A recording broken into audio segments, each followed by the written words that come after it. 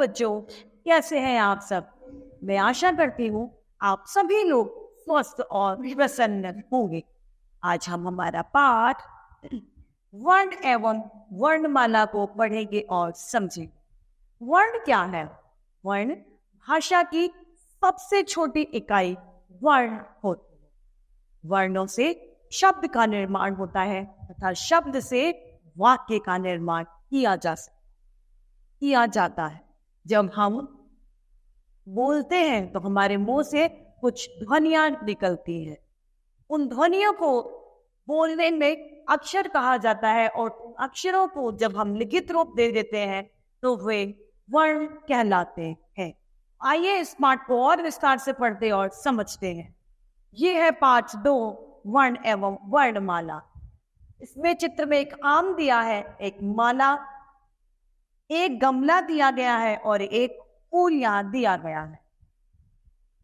जब हमने इनका उच्चारण किया तो हमने ये महसूस किया कि हमारे मुंह से कुछ ध्वनियां निकल रही हैं। वो है जैसे आम है तो आ में म और क जोड़ा तो बना है हमारा आम। माला में म हलंत में आ और ल हलंत में आ जोड़ने पर बनी है माला। इसी तरीके से गमला ग हलंत में अ, म हलंत में अ और ल हलंत में अ, परिणाम स्वरूप बन गया गमला। गमला तो हम कह सकते हैं वह छोटी सी छोटी ध्वनि जिसके टुकड़े नहीं किए जा सकते वह वर्ण कहलाती है। वर्णों के 2 भेद होते हैं। कितने? 2, स्वर तथा व्यंजन। स्वर वह है जिनके उच्चारण में हमें किसी की ध्वनि की सहायता लेने की आवश्यकता नहीं होती। स्वरों की संख्या 11 होती है। स्वर कितने होते हैं? 11, मतलब 11। स्वर होते हैं अ आ, ई, उ, ए आई, री, ओ और औ। ये कुल 11 होते हैं। अंग और अयोगवाह कहलाते हैं। दूसरे नंबर पर आता है अंग को अनुस्वार, अ को विसर्ग तथा आंग को अनुनासिका कहते हैं। स्वरों की मात्राएं होती हैं। अ की कोई मात्रा नहीं होती, ये स्वयं व्यंजनों में सम्मिलित होता है। आ की मात्रा होती है, ई की मात्रा इस तरीके से लगाई जाती है। इन सभी की मात्राओं के प्रयोग से वर्णों के या फिर व्यंजनों के उच्चारण में भिन्नता आ जाती है। जैसे क व्यंजन के साथ में आ की मात्रा लगाने पर उसका उच्चारण होगा का। क व्यंजन के साथ में ई की मात्रा लगाने पर उसका उच्चारण होगा की। क व्यंजन के साथ में ओ की मात्रा लगाने पर उसका उच्चारण होगा कु। क व्यंजन के साथ में ए की मात्रा लगाने पर उच्चारण होगा के। क व्यंजन के साथ में री की मात्रा लगाने पर उसका उच्चारण होगा री।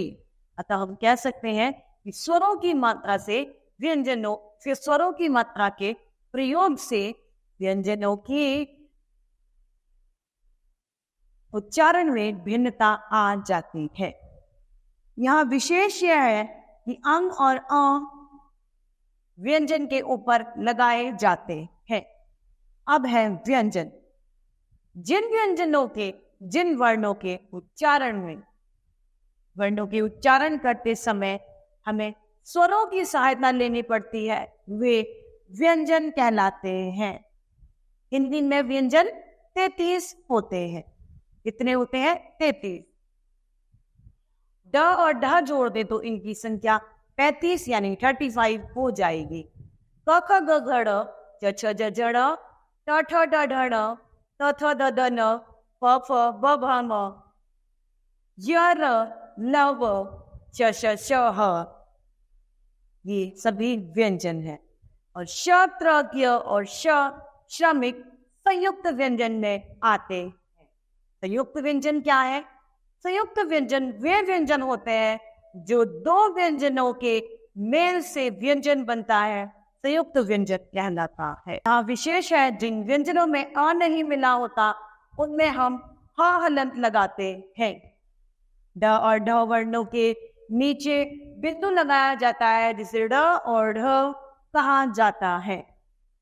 आजकल इन्हें नए ध्वनि के रूप में अपनाया गया है, ड और ढ को। भाषा हिंदी भाषा में कुछ नई ध्वनियां आ गई है जिसमें अ, फ और ज सम्मिलित है। वर्णमाला किसे कहते हैं?